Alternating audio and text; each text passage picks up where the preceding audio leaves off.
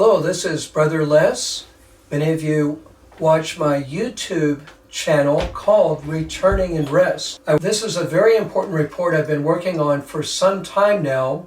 It is a long one, I need to warn you, so you may want to listen to it when you have a long commute. But it's a very important one I want you to listen to and send it to as many people as you can and then within the next week, because it does deal directly with elections. It's entitled Failing Report Card for Biden and the Left. I usually, on my YouTube channel called Returning in Rest, I usually focus on short Bible teachings, and they're often on topics I've addressed in small groups that I've been teaching. And in fact, it's been several years since I have done anything related to a political broadcast, but I am going to do that today. 2 years ago, I examined and compared the two main political camps. As a watchman intercessor and someone very concerned for our nation, I share the following insights. I'm doing this report not just for my own generation, but especially for the generations to follow. Ephesians 5:11 through 14 directs us to, quote, have nothing to do with the fruitless deeds of darkness, but rather expose them. For it is shameful even to mention what the disobedient do in secret. But everything exposed by the light becomes visible, for it is light that makes everything visible. That is why it is said, wake up, O sleeper, rise from the dead, and Christ will shine on you.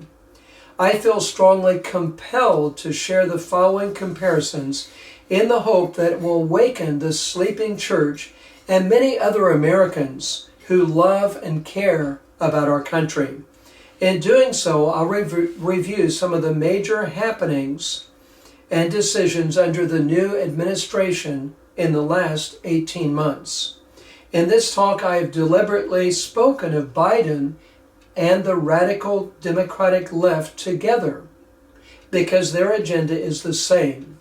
This is a longer video and it will have 12 parts and a summary at the end. Number 1, education. Under Biden and the left, there's been no school choice.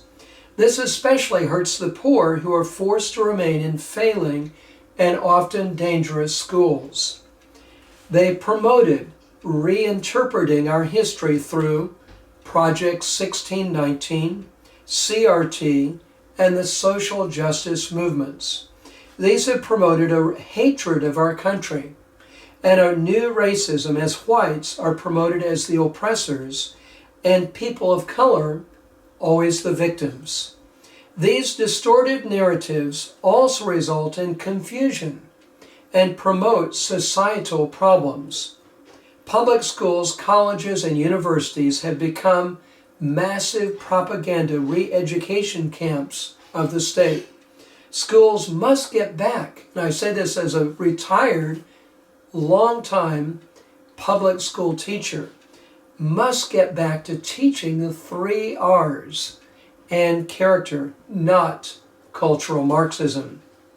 They also strongly push the LGBTQ plus and transgender agenda, which hurts all students and women.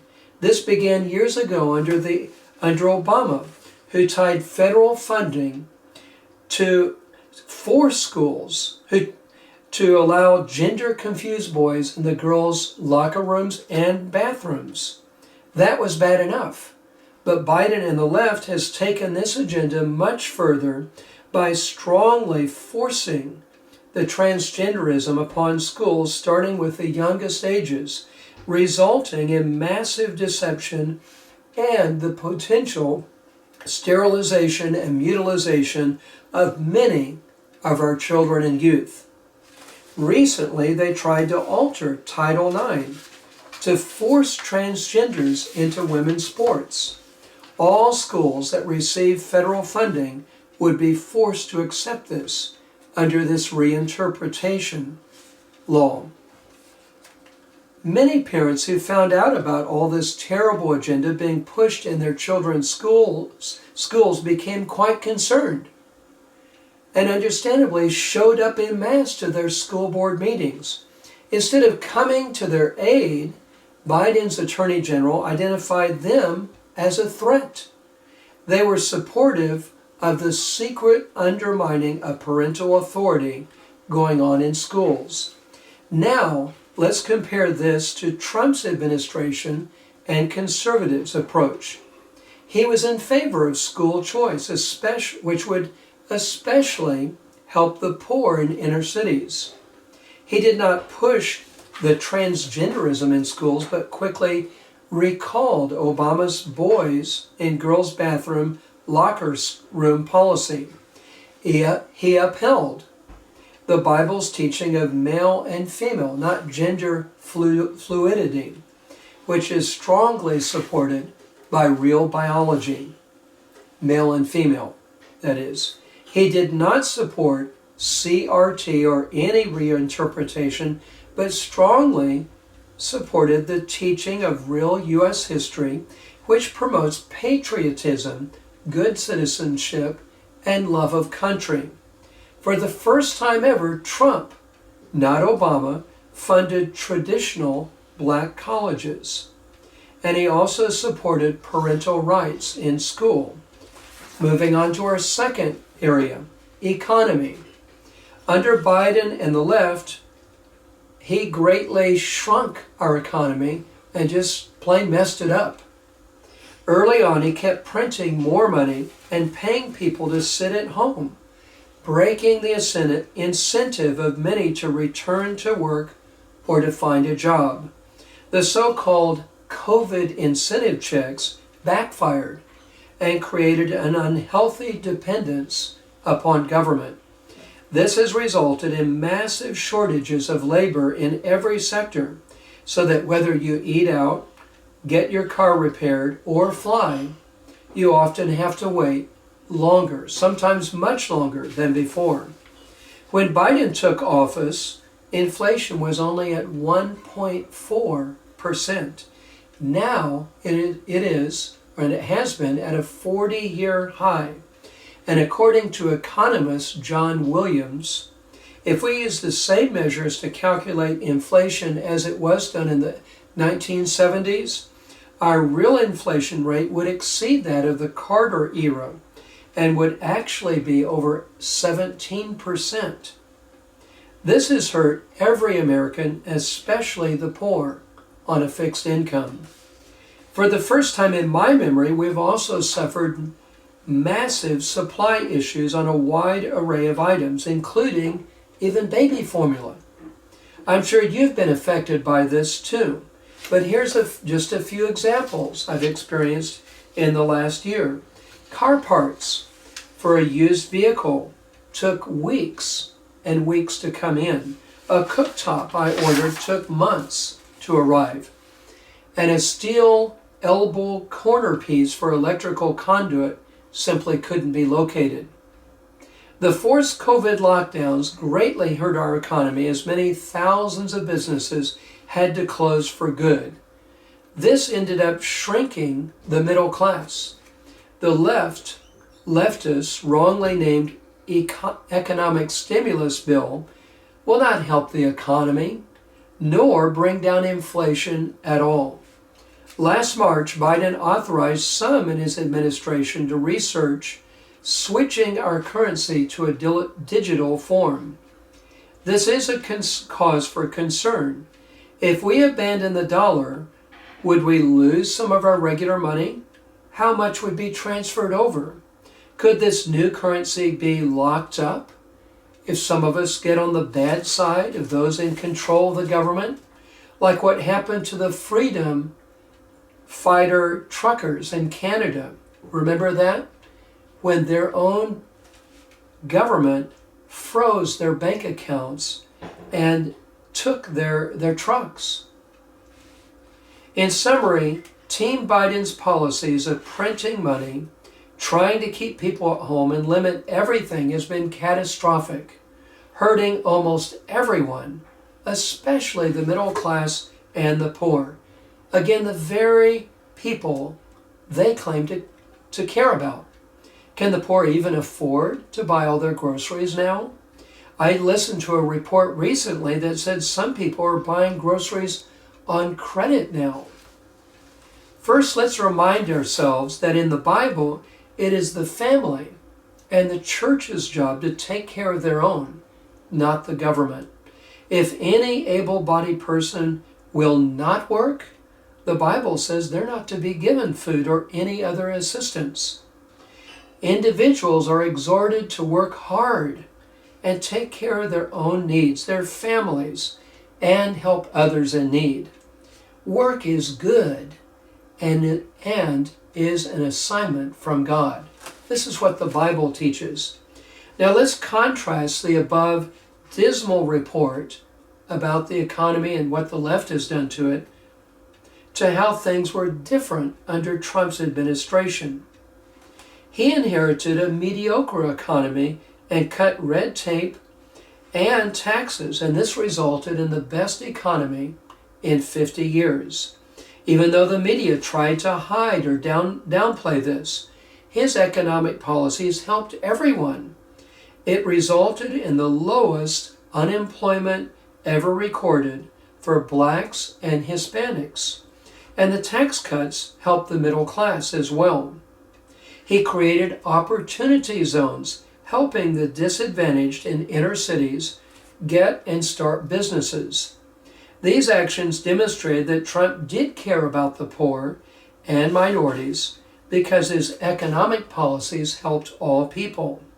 He pledged that as long as he was in office, America would not become a socialist nation. Britain's former Prime Minister, Margaret Thatcher, once aptly stated, "The problem with socialism is that sooner or later you run out of other people's money." Let's go on to our third area, energy. Under Team Biden, we're moving towards a forced Green Deal. Upon taking office, he quickly closed down the Keystone Pipeline and made it difficult to access the many petroleum reserves we have. Here's an example I just heard on Flashpoint from October 13th. One of the energy experts they interviewed stated that in her state of Pennsylvania, there are enough natural gas, and she said clean natural gas reserves to supply the U.S.'s needs for 300 years. Even if she was off by 100 years, that's still amazing, isn't it? This necessitated him to import oil. We're talking about Biden. And gas, even begging countries like Russia and Venezuela for more oil. Of course, this has helped Russia finance its war on the Ukraine. This and his other policies caused gas and oil to reach their highest prices ever. Almost everyone, except the elites who can afford electric cars, have been hurt badly at the pump when paying their record energy bills. I've wondered if the poor can even afford to pay their utility bills or drive much. The only correction that he made was not to reverse any of his disastrous policies, but to authorize the use of much of our nation's emergency oil reserves. Not too smart, I would say. Is all of this working to force the Green New Deal upon our nation? It certainly seems that way, doesn't it? I taught environmental science for years, and I'm certainly not against clean alternative fuels, but many of these have been expensive in the past and could not compete without big tax incentives. Did the left force energy prices up so much that our abundant fossil fuels limit them, then make alternative fuels look like the perfect solution? It looks like this was part of Team Biden's plan. I wonder. Let's contrast this with Trump's energy policies. Well, he opened up the Keystone Pipeline, which Obama had blocked. This, along with other actions, resulted in the U.S. becoming energy independent and began exporting gas and oil for the first time since the 1950s. This resulted in the lowest gas prices in many years, which helped the economy. His common sense policies helped everyone. Moving on to number 4, defense, national security, and international relations. Under Team Biden's policies, his colossal blunder in his Afghanistan pullout, which some, like General Boykin, consider the worst military mistake in our nation's history, betrayed our allies there, leaving them and many Americans behind to be tortured and put to death. Of course, we left behind a military base and a lot of equipment, and I know it totaled in the billions, gave them over to a terrorist regime, the Taliban. A nation which was beginning to taste the goodness of freedom, which girls were going to school and women given some liberty for the first time, is under the slavery of the Taliban again. This is a clear signal throughout the world to dictators that the U.S. has a weak and inept leader in charge. Did this embolden Putin, the leader of Russia, to attack the Ukraine, to try to bring it back under its control? It certainly seems to be the case. He re-entered the badly flawed Iran deal, which does not do much to really prevent that terrorist country from producing nuclear weapons. In summary, the world is much less safer under Team Biden's big blunders, and as a result, millions in the Ukraine have had to flee their homes and their homeland. A weakened America has enabled China, Iran, and North Korea to proceed with their plans as they like. What was our national security like under Trump's leadership? He knew, like Reagan, that a strong America is critical not only for our own interests, but to oppose dictators around the world. A strong America benefits the entire world. He was strong on international relations. He stood up to China and correctly identified it as our biggest threat. He was firm with the North Korean dictator. He pulled out of the weak and flawed Iran nuclear deal. He sent arms to Ukraine to help defend itself. The disasters in Afghanistan and Ukraine did not happen, and most likely would not have happened if he was still in office. In summary, many thousands of lives were protected under Trump. Number 5, Biden's military policies. Instead of keeping the strong and ready military he inherited, he greatly compromised it by forcing LGBTQ+ agenda, including gender reassignment surgeries, instead of military readiness. Everyone in the military was forced to attend this sexual deviancy and CRT training instead of critically important military training. Some key leaders who disagreed resigned or retired from the military. He forced the COVID shot. This not only resulted in many servicemen and women being injured, but ended up creating a shortage of service people as many did not want to take the shot. Did this end up purging Christians and critical thinkers who would act as a wise restraining force to help prevent atrocities? This thought was offered by a friend who did not take the shot and was kicked out of the Marines. Are we now left with a weakened military that could be turned on its own populace? I wonder. In great contrast, the military under Trump was supported, honored, and strengthened to do its most important task, to keep our country safe, promote our interests, not the sexual deviancy agenda, as was the case under Obama and now Biden. And under Trump, we promoted our interests around the world and to help the world. It helped the world, our military. Our military defeated the deadly ISIS, which under Obama's presidency had defeated and taken over large regions in the Middle East and Southeast Asia.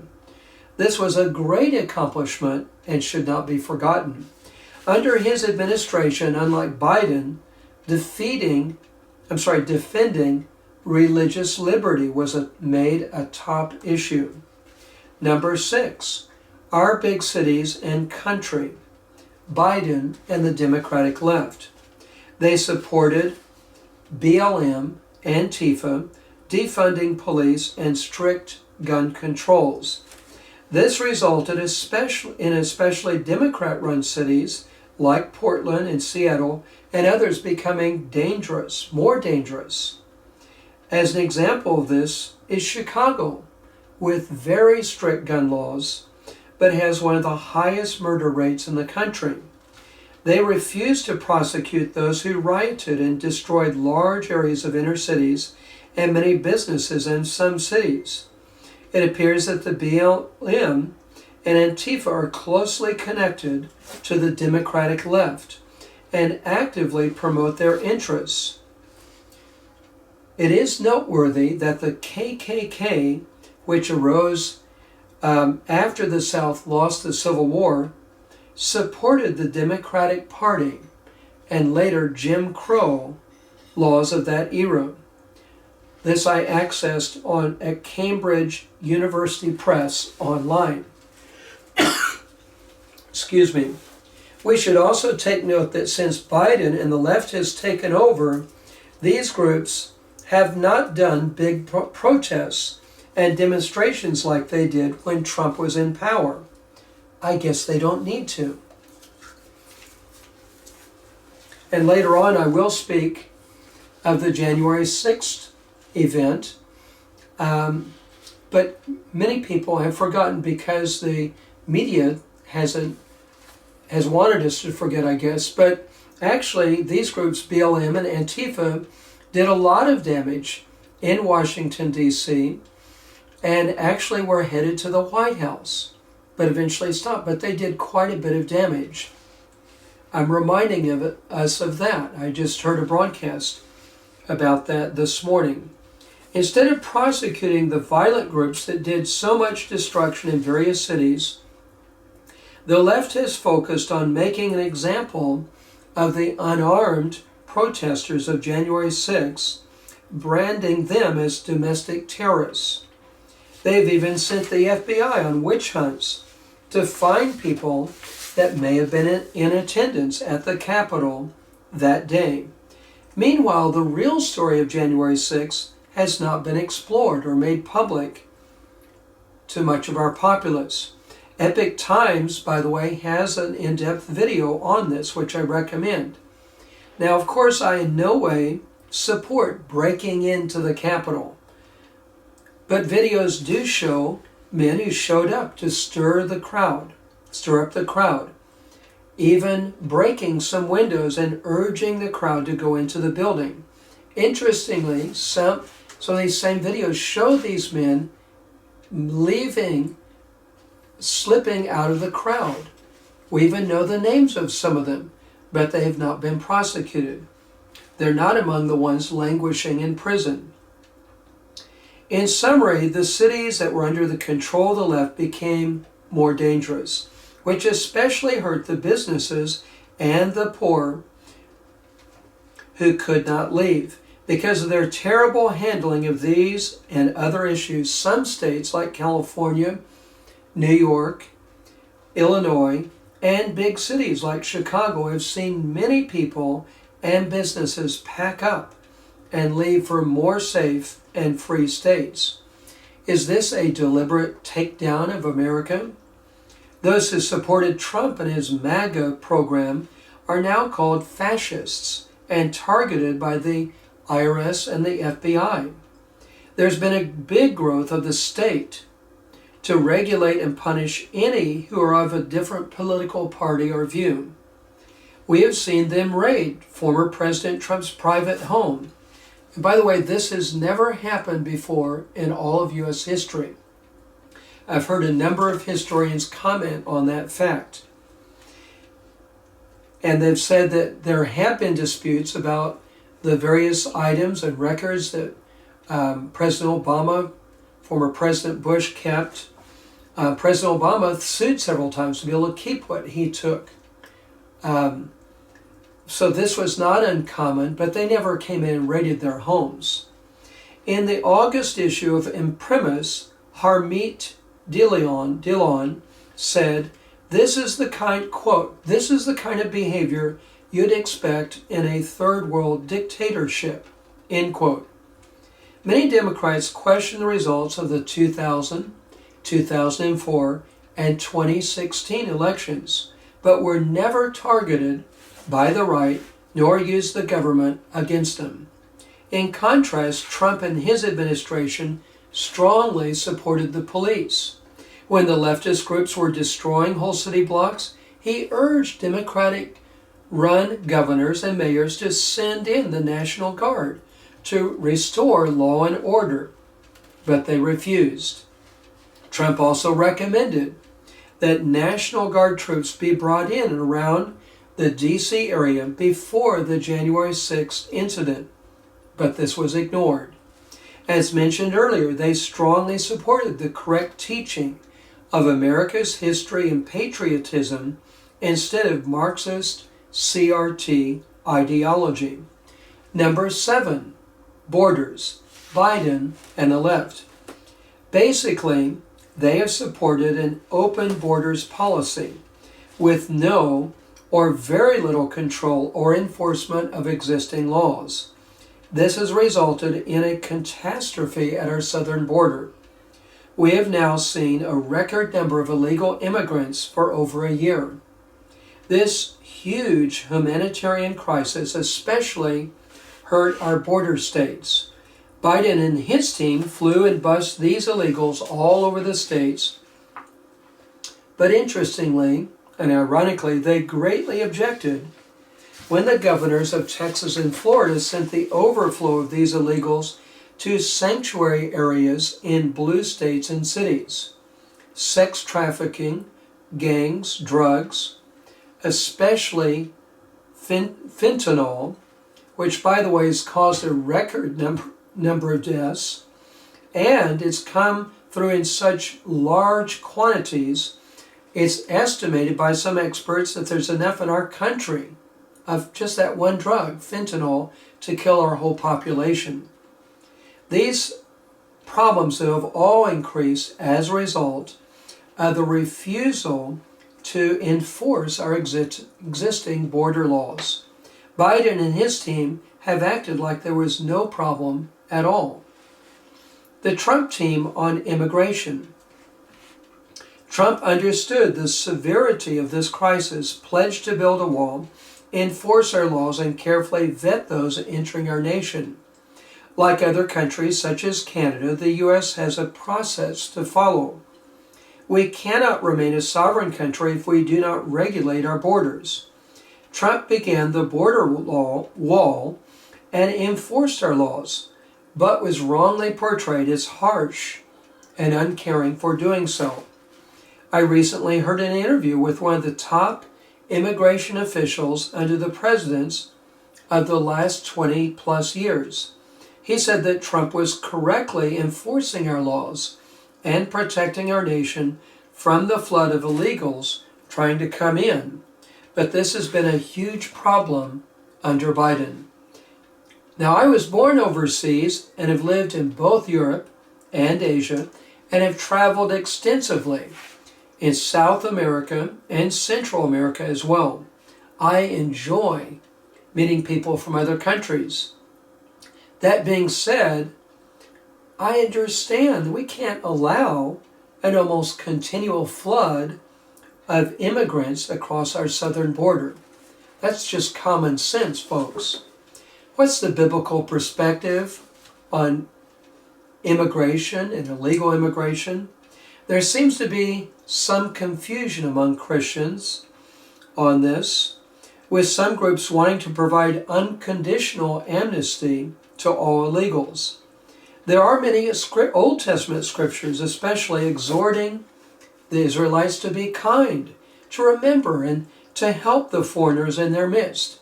However, according to Dr. James Garlow in his book, Well Versed, the Hebrew in those passages referring to foreigners is not speaking of those who snuck into Israel illegally, taking jobs, resources, money, and government assistance that the Israelites needed or were a threat to them with crime and drugs, like what we've seen happening in America over the last year and over the last 20 years, but especially becoming more and more of a problem under Biden.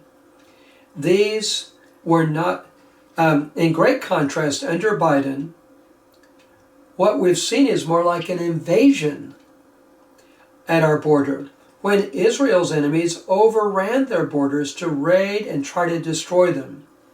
These were not seen as foreigners to be welcomed and helped, but people to keep out who could radically alter their country.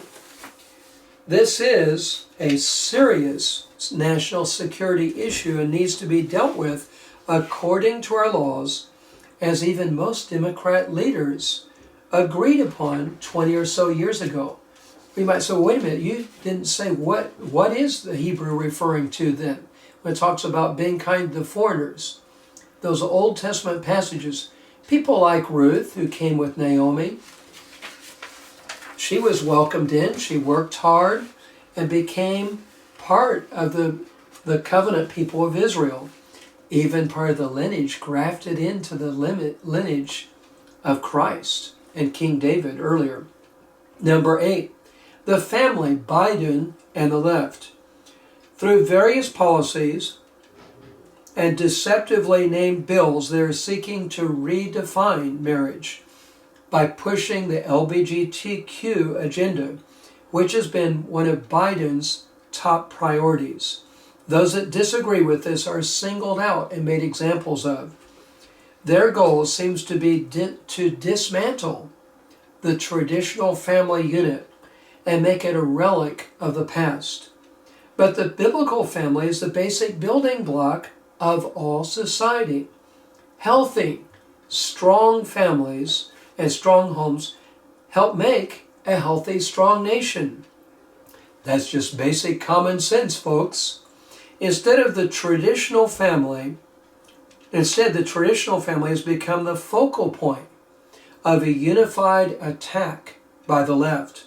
Beginning a generation ago, men began to be portrayed in a very negative light as dumb and incompetent, easily replaced by more capable females in families and every strata of society. Women who did not enter the workforce but stayed at home to manage their own homes were made to feel inferior. Now, are transgenders trying to take women's place in marriage and the home? I wonder. This seems to be the logical outcome of Biden and the left's policies. The wisest thing our government or any government could do would be to strongly support and encourage natural marriage, responsibility, and faithfulness to one's spouse. Unfortunately, our current government is contributing to the rapid decline of the home. This has had very devastating effects upon our nation as crime, unwed pregnancies, poverty rates are much higher among those coming from homes without a married mother and father. What about the Trump administration?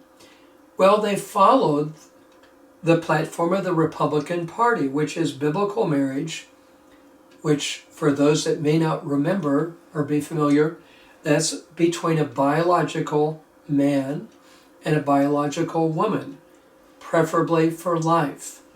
That's what God's will is.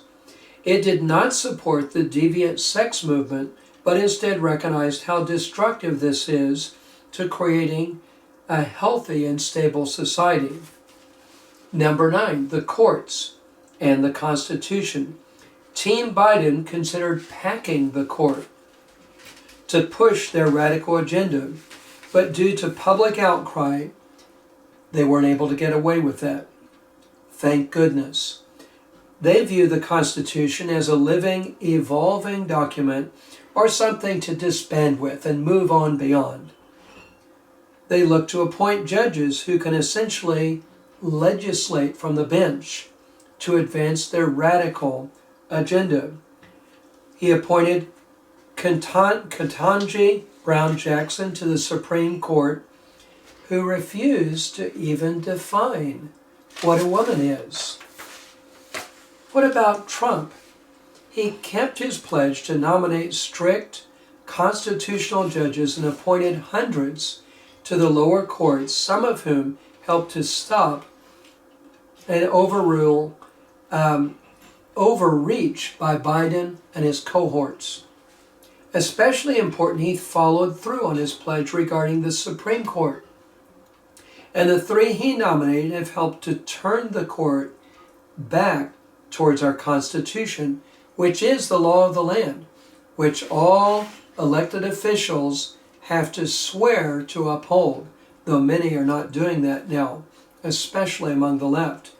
It is perhaps the best Constitution any nation has had in the history of the world outside of God's covenant with Israel.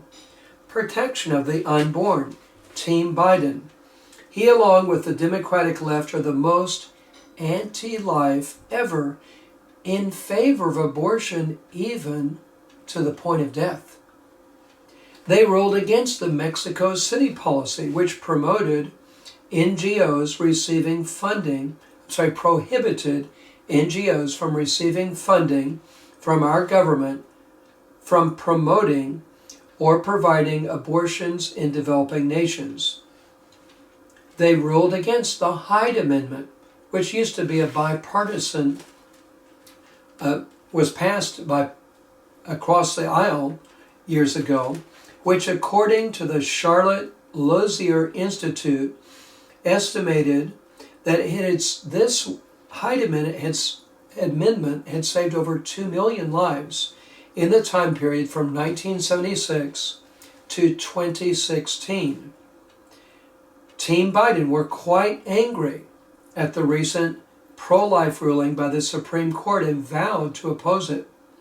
They've turned a blind eye as 150 pro-life churches and crisis pregnancy centers have been attacked by radical groups, and in recent months an apparent retaliation have sent in fully armed FBI SWAT teams to arrest almost a dozen prominent pro-life leaders at their homes.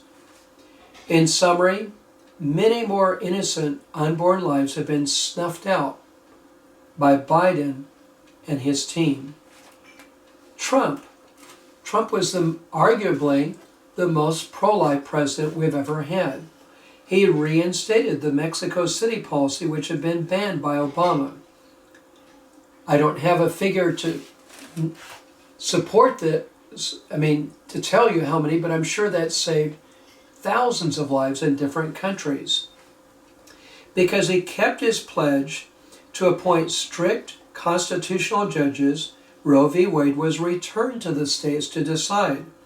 According to the group Intercessors for America, this will save at least 100,000 lives a year, now that abortion is illegal or greatly restricted in a number of states.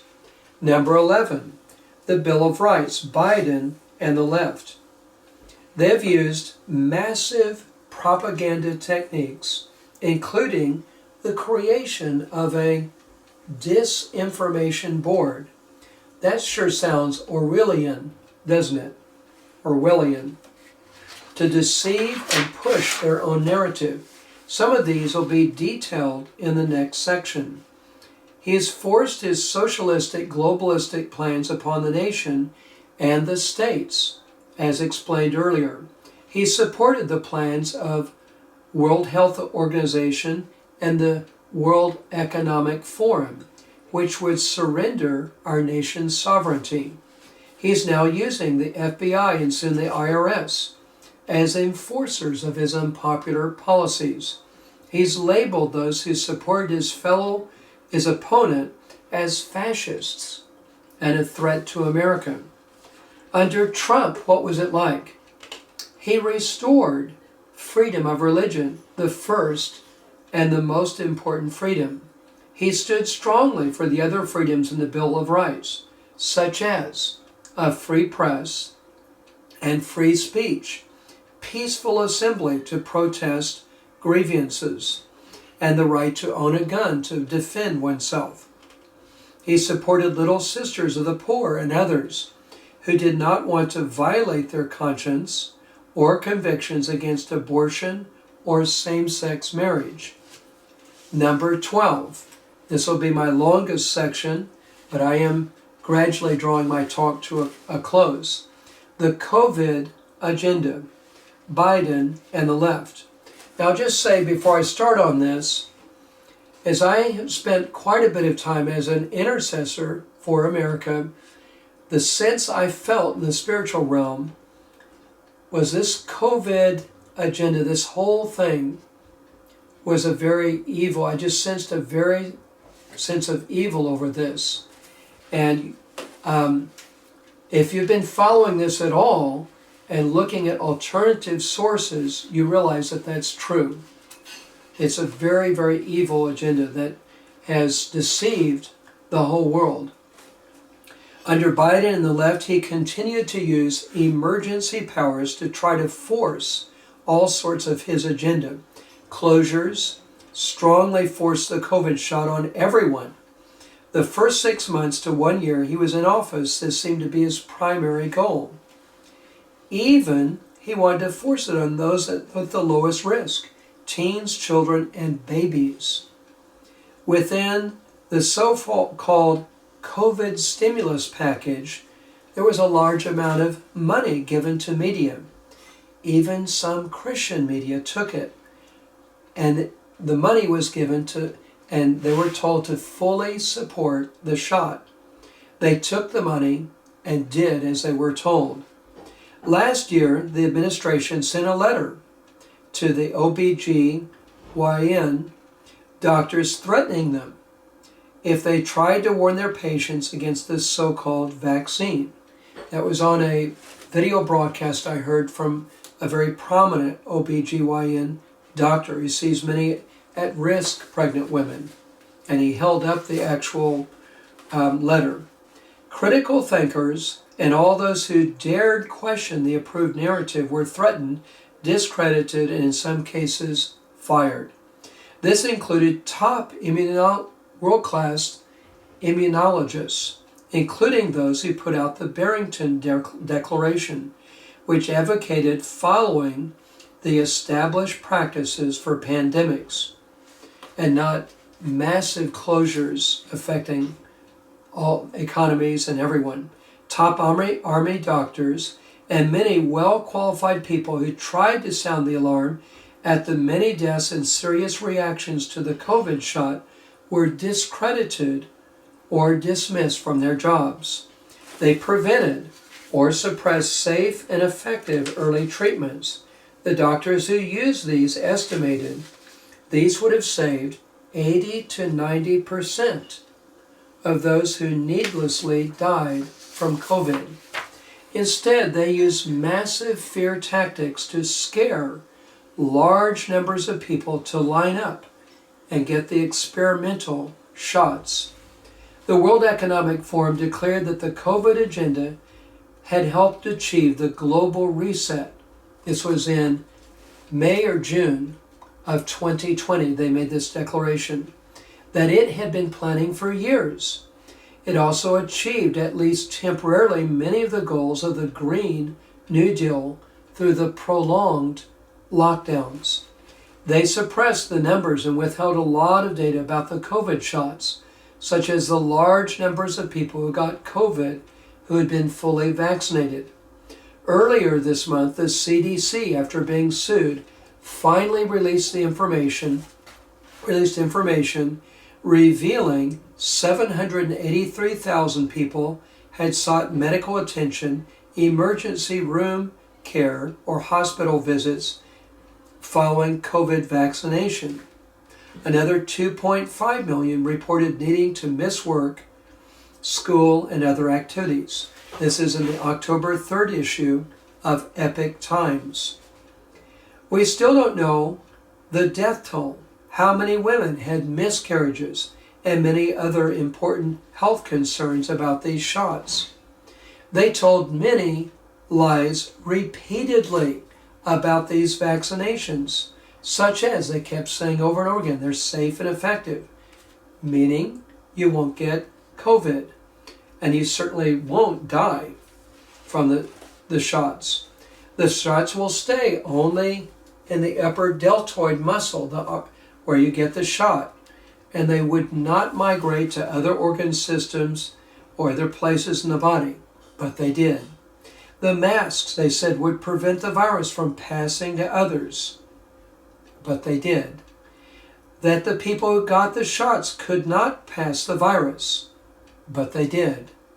That the lockdowns were very necessary, but they were not shown to be real effective.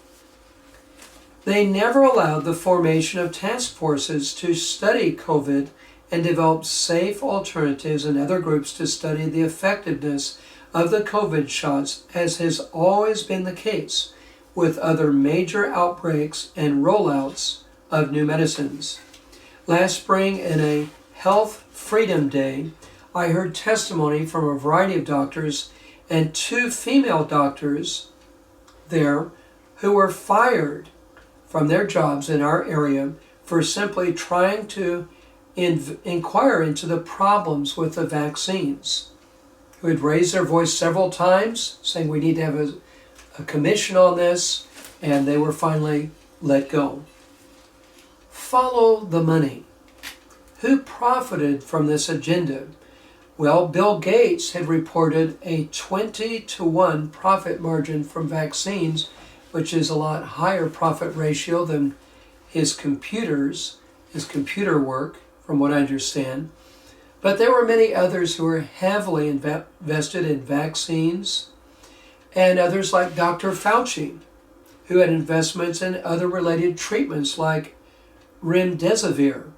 Remember, that's what they put people on they waited till they were almost dead. They put them on the ventilators and gave them that, and then it was almost a death wish. The majority died after that. Big tech, media, Amazon, and the list goes on to include hospitals, which received large payouts each time they tested people and they diagnosed them with COVID or reported a COVID-related death. The Biden administration kept trying to force the COVID passports, which even the longtime advisor of several presidents, Democrat presidents, and tech leader Naomi Wolf, certainly not a conservative, strongly has repeatedly warned about these COVID passports because those in charge would have access to all your information and could actually turn off or on your access to your bank. And if your views got out of a line with the regime in control. More and more bad news of what actually happened with the COVID agenda and the shots is slowly leaking out. In October 20th, just a few days ago, the Epoch Times reported that a longtime funeral director named Oluni in New Zealand said that 19 out of 20, which is 95% of the corpses he had seen, had died within just a 2-week time period of receiving their COVID shot or one of the boosters. This trend was also reported by funeral directors in the UK and some places here in the United States. Oluni said that he is now seeing record numbers of young people who were vaccinated and then died. For those of you interested, I recommend subscribing and reading many of the written and video reports which I'm referring to, and they've got quite a few more with the Epoch Times. Summary: those who are in charge, Team Biden, and a vast array of the left and globalists used many tactics to gain control, to ruin economies like ours and gain control, and achieve their goal of a compliant population. This was the crisis they had hoped for. They were probably pleasantly surprised about how easy it was. Did they use the COVID and the shots for population control to reduce the population? It certainly appears that this could be their plan. How many people died from this virus? Which, in my strong opinion, was a man-made virus. That's the only reasonable explanation. Well, we don't know, since much information has been deliberately covered up. Trump, he correctly shut down, again, we're talking about the COVID crisis. He quickly and correctly shut down air traffic from China and called it the China virus.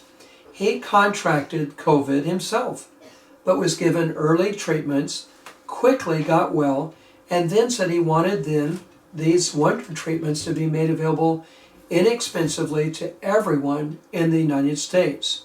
Unfortunately, those in control of healthcare discredited and blocked this.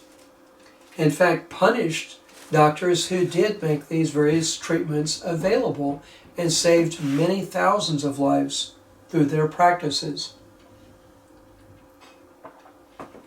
While it is true he did push for a quick rollout, remember Operation Warp Speed, of a vaccine, he would never have forced it upon all people as Biden has repeatedly tried to do. Although he did go along with the lockdown in March 2020, he often disagreed with Fauci and others who were advising him and tried to reopen the economy by May of 2020, but was blocked by many in our country. One of his main female advisors during that time has come out in recent months and openly bragged in her book and interviews about how many lies they told him and the country. In conclusion, 2 years ago I made a series of political videos at my Returning and Rest YouTube channel. By the way, you can still see those videos and my other Bible teaching videos there. I just can't post new ones for a while since I haven't been lining up too well with their community values. So in those political videos, I explained the stark differences between the two parties and why I had supported Trump. My last one, made on the eve of the 2020 election, was an appropriate title for right now, but even more serious. And I can't emphasize how serious this is. Here's the title of it, and you might want to go back and watch that one. What will you choose, tyranny or freedom? We've seen quite a bit of the early stages of tyranny in our nation. And if we allow the leftists, who many of their policies are against biblical principles and clear biblical teachings, if we allow them to stay in office, it will only get worse, much worse, I'm concerned.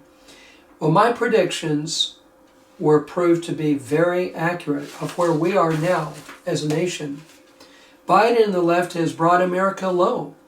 Many thousands in our country have lost their jobs, businesses, freedoms, and even their lives, not to mention millions hurt worldwide. Those who support their agenda clearly do not genuinely care about our country and people, or people in other regions of the world for that matter. Those, if not removed, they will continue. to push their policies, resulting in more and more tyranny and suffering. I'm not aware of even one thing Biden has done that actually has helped our country.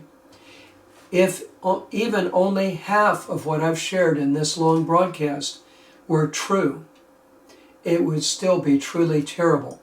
And I have tried to spend a lot of time to state things that I felt can be clearly backed up. From every point of measurement, Biden and his team score a low F. It's evident that their aim is to fundamentally remake America, not to help and restore America. In great contrast, even though I didn't support everything Trump did, said, or tweeted in office, I know some were offended by his tweets and focused on those. I didn't look at those myself. I would place his performance among the top quartile of presidents we've had as a nation. Why? Because of his leadership and all the things he accomplished that genuinely helped our country. This is why the left considers Trump their greatest political threat and has so strongly attacked him.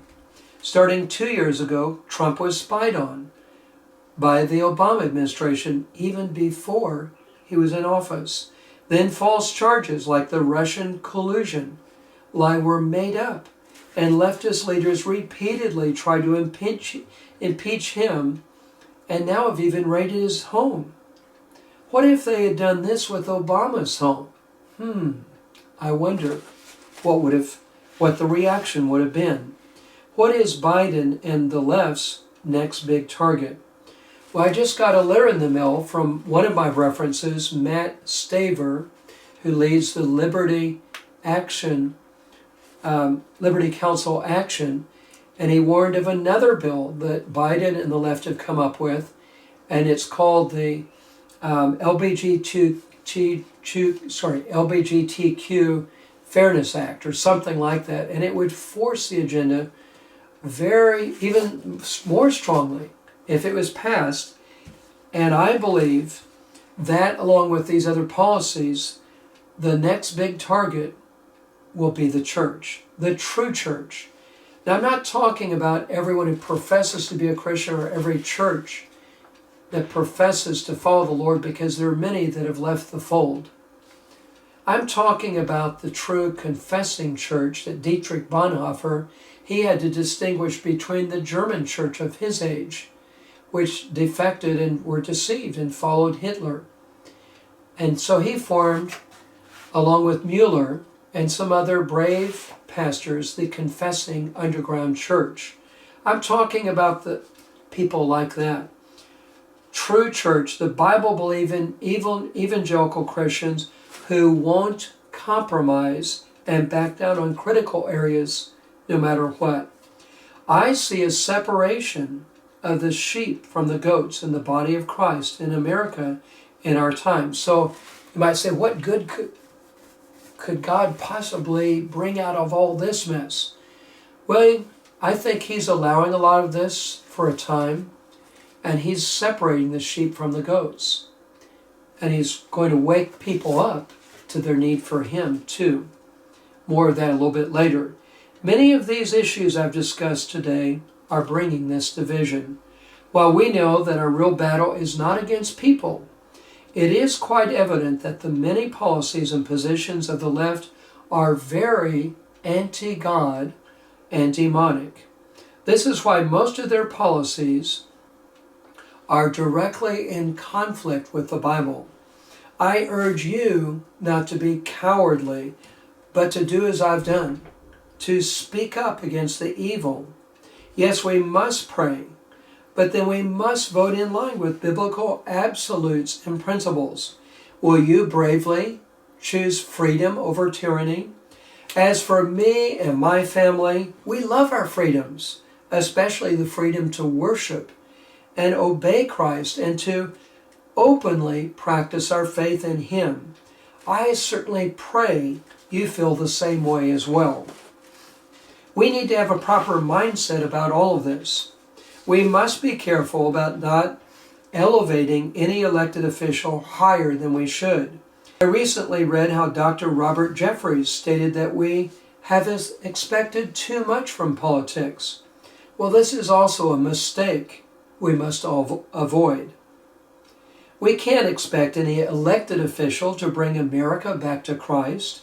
Certainly our problems are so large that no human can solve them. So it is imperative that we continue to cry out to God to send us a nationwide revival, an awakening, and return us to Him. If you've watched my other broadcasts on my YouTube channel, I come back to this over and over again.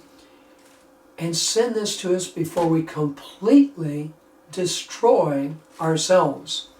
However, we must also elect qualified, God-fearing people to every level of leadership in our nation. The prayer leader of a statewide prayer group my family and I belong to asked one of the leaders a few years ago of the ongoing amazing revival in Argentina. This man was one of the leaders of that. He said, "What happened in your government nation?" This leader said they were only interested in salvations and church planting. Unfortunately, they discovered that you can have a great revival but lose your nation. They had no vision of the importance of sending godly people into the governmental realm. So we need to do both. We should be actively sharing the gospel and discipling people. After the chaos of the last 2 years, my family and I have found many people hurting and open to the good news of Christ. So again, the question is, wow, the Bible says God can turn all things around for good. Well, yes, hard times can open people up for the gospel. And we've found more and more people that we approach want prayer and are open to hearing the good news of Jesus Christ. If you haven't been doing that, I urge you to share the Lord with others. But we must actively vote. Vote in qualified people who have made it clear that they will be guided by biblical principles on the issues I've mentioned here, like marriage, family, male-female, life, liberty, sound economic principles, etc. And we must also remove from office those who call good what God clearly calls evil, and evil what God calls good. And who substitute light for darkness and darkness for light. That's Isaiah 5:20, by the way. I'll end with the following quotes. Quote, "If Americans permit thought control, business control, and freedom control to continue, we shall surely move within the shadows of fascism." Dr. Martin Luther King. Now the next quote is by one of the greatest evangelists in our nation's history. He was one of the prominent ones of our second Great Awakening, and that is Charles Finney. "The church must take right ground in regards to politics. The time has come for Christians to vote for honest men, to take consistent ground in politics, or the Lord will curse them. God cannot sustain this free, blessed country which we love and pray for unless the church will take right ground. Politics are a part of a religion in such a country as this, and Christians must do their duty to their country as part of their duty to God. God will bless or curse this nation according to the course Christians take in politics." Again, that was Charles Finney. My additional sources besides those I referenced while I was talking, I did mention Matt Staver, which if you don't get his monthly newsletter, he runs the Liberty Council and their action branch. American Family Radio, I highly recommend them. A lot of their news and talk shows and their magazine called The Stand, and the Epic Times News Online. Thank you, and God bless you for listening, and please share this with as many people as possible to help turn our nation back in a Godward direction. We have just a few weeks left to do what we should do in sending good people into every office of our nation. Thank you, and God bless you.